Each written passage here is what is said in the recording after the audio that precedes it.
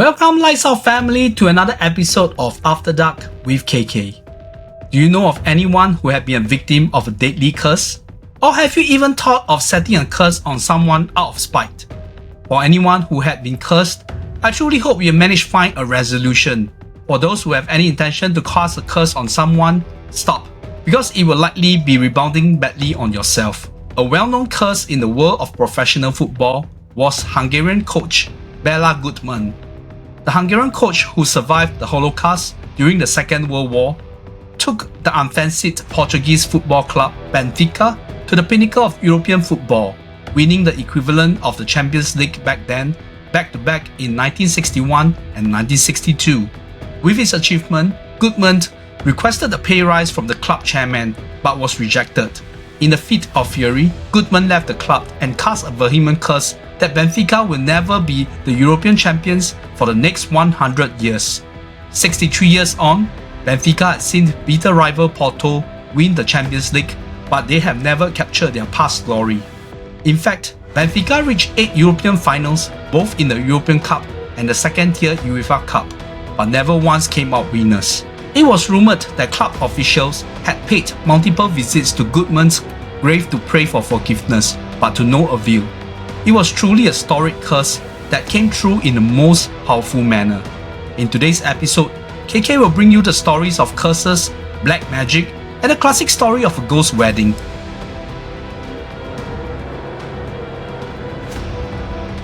Cindy, not her real name, was a lady who indulged in the nightlife. She would hook up with a rich businessman with a glib tongue by the name of Russell. Cindy knew Russell is a married man and made a name as a flirtatious player in the scene.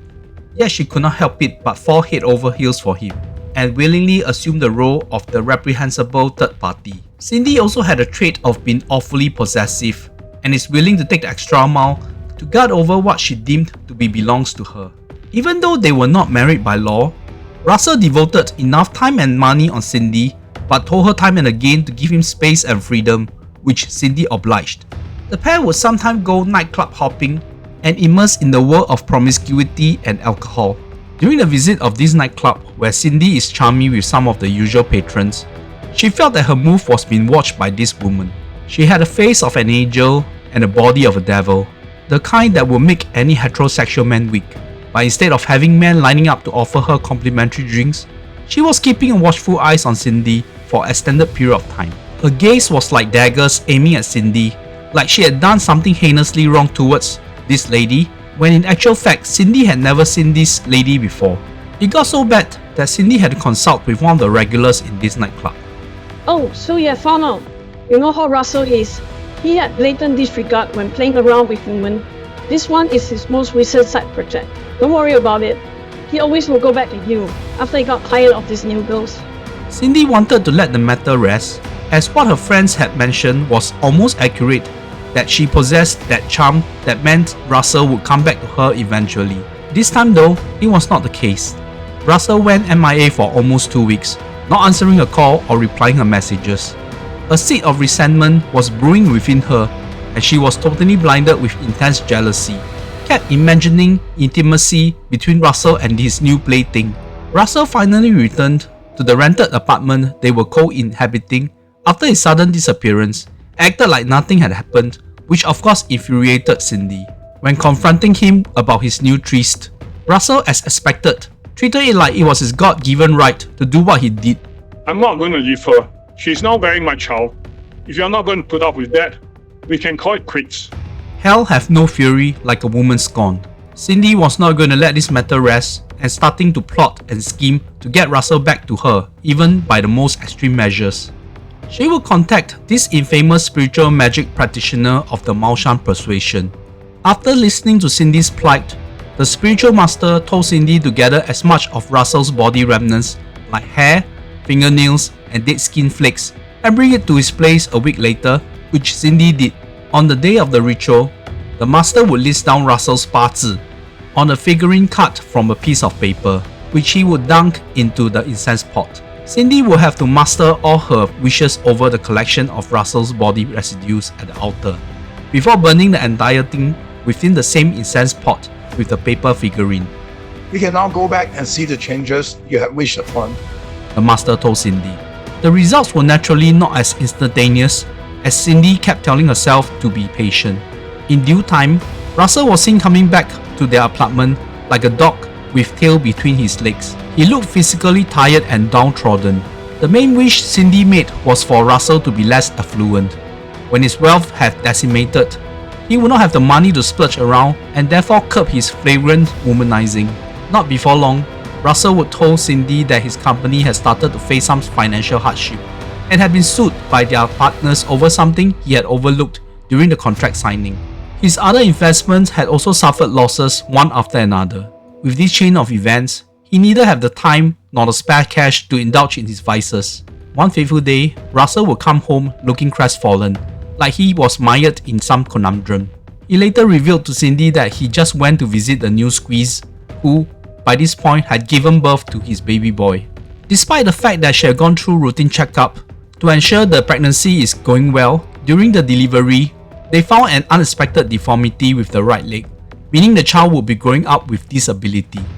Russell had always been a proud man and wanted to reinstate his wealth and stature. Therefore, a child with deformity, born out of wedlock, would not reflect nicely on him. He went to do the hard thing and to sever ties with the mother and son. During the ritual, Cindy had made some unfiltered and serious wishes under the influence of rage. The one wish that she would have regrettably made was to wish upon Russell to suffer some form of erectile dysfunction. It all came true like all other wishes she had made. Russell became a man in his late 30s suffering from ED, which devastated him and became a stickling issue for their physical relationship as well. Facing this series of unfortunate events, Russell was not the same charming man of the past and would easily pick fight with Cindy over the most trivial things. Ultimately, their relationship got fractured, and the pair parted way, proving the black magic worked beyond the bargain.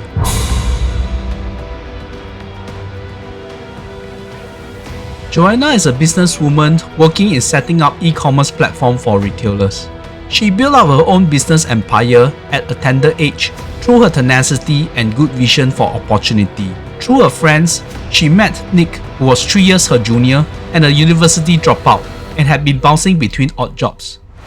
This disparity in their social status and the age difference led people to disapprove of their relationship. Nick's persistence to woo Joanna in some classic K-drama scenarios had won the heart of his prized wife. There was not a sliver of doubt that through nepotism, Nick, who is wholly unqualified, was appointed as the chief financial officer of Joanna's firm. Business was brisk, and Joanna was constantly filled to the brim with job assignments, so she gave her husband free rein over the finance of the company. People started noticing Nick was living a lavish lifestyle and was seldom seen in the office, only appearing when there's a major meeting or for show for her unaware wife. In terms of their marital life, Nick was still keeping up with appearances for his wife whenever she was at home, so she had no qualms.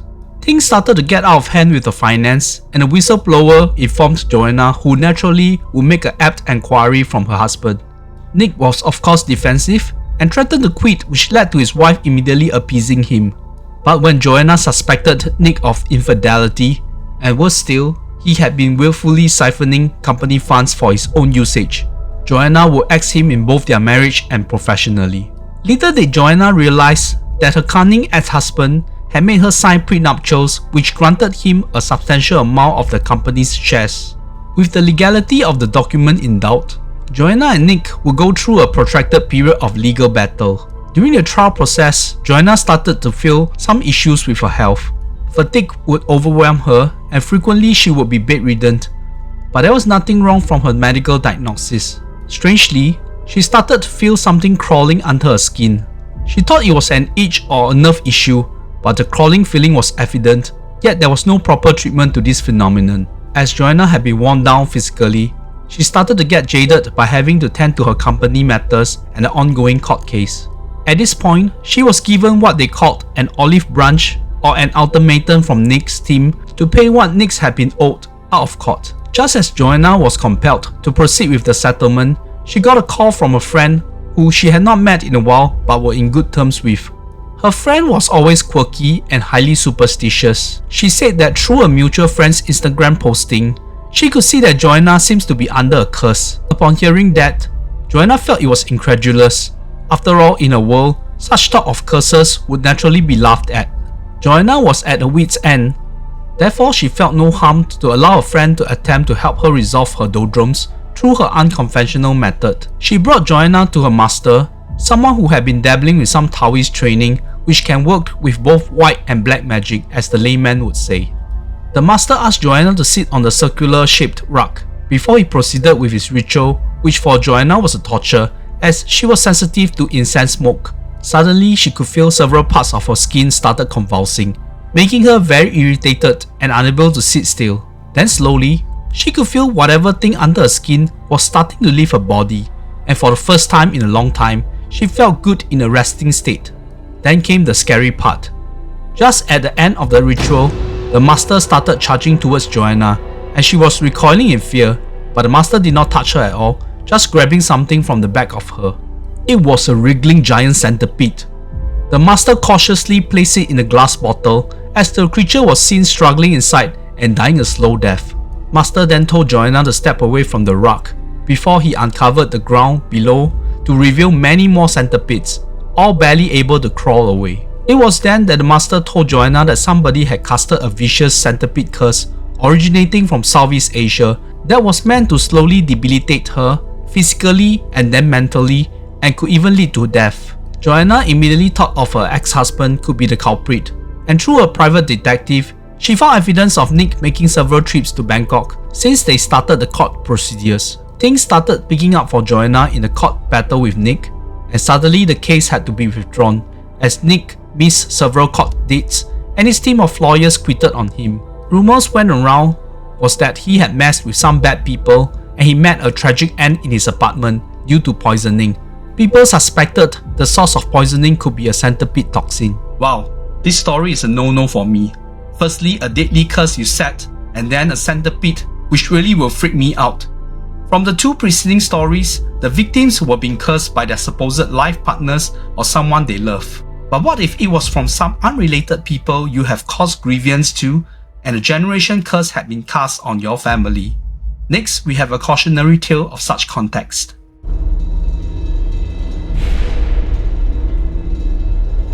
This story happened in Chiayi County in Taiwan. There was a well-to-do family of the surname of Qing who had businesses that were able to give many generations of the family a comfortable life. However, there was something sinister shrouding the fate of the extended family. While the matriarch and the patriarch lived to ripe old age, the same cannot be said about their 5 sons. 3 of the sons would pass on at a relatively young age. The eldest of the boys had a sudden brain hemorrhage when he was in his teens.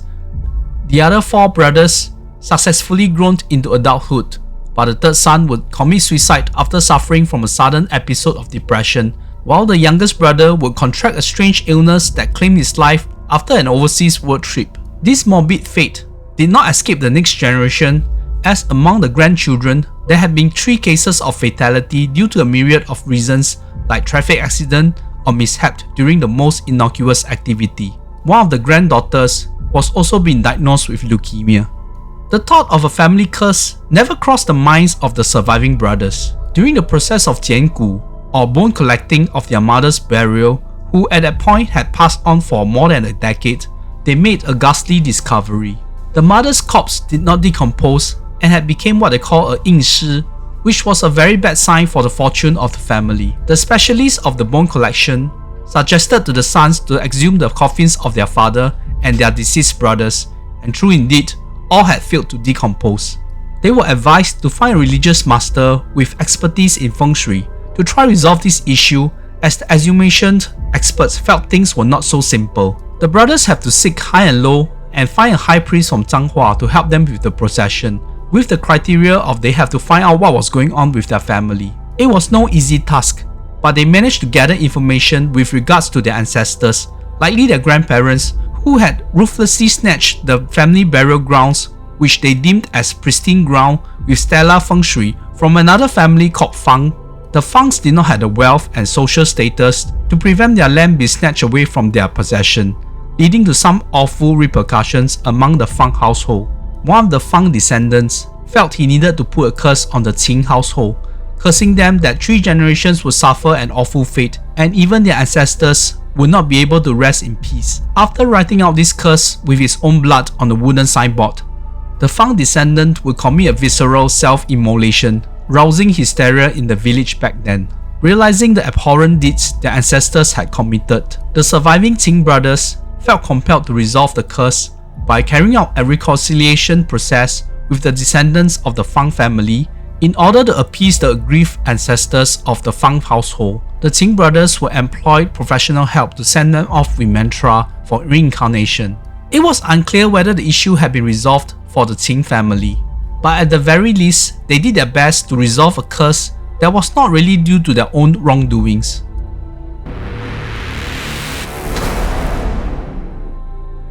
Awe is a production assistant for a supernatural-themed variety program. A bachelor in his mid-40s, Awe made his intentions clear to snag a wife soon. When the production team came to this shrine, known colloquially as a Gunyang Miao or Shrine of the Unwedded Woman, a type of yin temple where devotees would come to make offerings for some personal requests but must be prepared to repay the favor once it was granted. So for Awe, he took the opportunity to ask for a wife without really thinking much about the consequences. When the production team had wrapped up the filming for the day, Awe spotted an intricately ornated pouch made of an alluring fabric with an emblem of a red flower that immediately caught his attention. Mind you, this was not a dubious red packet, which Awe would be vigilant about picking up, but something within him made him absconded with this pouch. The moment Awe stepped into his bachelor's pad that evening, he was overwhelmed by a strong flowery smell. He did not have the time nor effort for gardening, yet he did not think too much about the strange occurrence, just brushing it off. That evening, Awe had a memorable dream of a pleasant-looking lady, no more than 30 years old, based on his estimation, sheepishly entering his room and settled on his work desk. Awe was supposedly on his bed, woken up by the unscheduled visitation in his dream, and he was smitten with her subtle smile in the dreamscape. They seemed to be engaging in some conversation, and things escalated quickly with regards to intimacy. Awe woke up the next day with beaming smile, but refused to tell his nosy colleagues what had happened. When the same lady and the same scenario recurred for the rest of the week, it became a TV rerun that Awe was getting sick of. He wasn't particularly freaked out or scared by the recurring dream, once again brushing it off with a rational reason like stress. One day when he was off work, he encountered a funeral procession when suddenly the hearse carrying the coffin broke down, not too far from where he was walking. Seeing a vehicle breaking down on a busy street was nothing to pique one's interest, but the funeral hearse was something else. As Awe inched closer to have a better look, he and the other onlookers would be taken aback by what transpired. Everyone on the site had heard 2 audible storms coming from the coffin, which drew gasps from many of the onlookers. It also drew the attention of a priest who was part of the funeral procession, and he immediately zeroed in on Awe like he had made some kind of discovery. He then dug into his carrier bag to unearth an ornated bag with a distinct red flower emblem. "Hey, that's the bag I picked up," Awe proclaimed. At this point, the priest handed a befuddled Awe a name card and asked him to call him. These ornated pouches were handmade by the deceased, and after a tragic death at a tender age, her family consulted the priest about doing a classic ghost wedding or Minghuan and acquired permission from the Gunyang temple where there might be a probability of a prospective wedding partner, therefore setting the bag as used as a replacement of a red packet, with hope that it would draw more attention than the simple red packet. Upon hearing the explanation given by the priest, Awe bemoaned the fact that he wanted to marry a mortal partner and not a ghost wife. He maintained his reluctant stance even when the priest laid out the perks of having a ghost wife and what were the repercussions if he insisted not to go through with it. That evening, Awe will be facing the music for rejecting to go through with the wedding. The same dream scenario with him in his room as it zoomed into the door handle, showing the door being opened by an unfamiliar lady. She was followed by many more ladies, all dressed in clothing from different era, but all were holding the same thing, a tablet, which struck upon Awe that these were the deceased lady of the Gunyang temple. They circled around Awe's bed before the leader of the pack stared at him angrily before shouting at him. "You pray for our help to find you a bride. We found you one and you dare reject her. Now you have to marry all of us.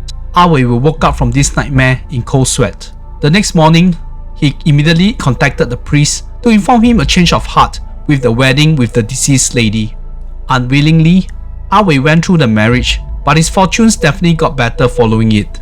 Things got very well in his professional life to allow him to open his own production studio and be his own boss. But last we heard, he was still a swinging bachelor even though he was allowed to marry a living bride. Everyone who knew him claimed it was his flawed personality that was the reason, not because he was already a married man to a ghost. The story of Wei certainly hit the usual tropes of a ghostly wedding or 冥婚. The main difference was that the red packet had been replaced by something more likely to bait an unsuspecting victim. At the end, let me impart some useful tips for you if you are suspecting you have been cursed or under the spell of a black magic. If you lift up your upper lid and notice a vertical black line extending downwards on the white of your eye or sclera, you are likely being cursed or 下咒. Similarly, at the top of your sclera, there was a grey line. You have been fallen victim of a black magic in the form of a talisman or 下符. If you have uncovered your lower eyelid to reveal the socket and found white dots very much like maggots, you have been cursed by a gu or 下蛊. Finally, if you have a horizontal line spanning from one corner of your eye, you are likely to be possessed or your body is slowly taken over. And if the line cut through the pupil, your life will be in extreme danger. As always, please click a like on this video if you have found the stories I shared to be enthralling. Please subscribe to this channel and get notified of our latest shows. Join our Facebook group for some interactions with the Lights Out team. And we have a buy us a coffee page, so if you chip in some money, we will really appreciate it. Hope everyone will be free of any curse in their lives, but please do not have that intention to set a curse on anyone, even your most bitter enemy. Good night.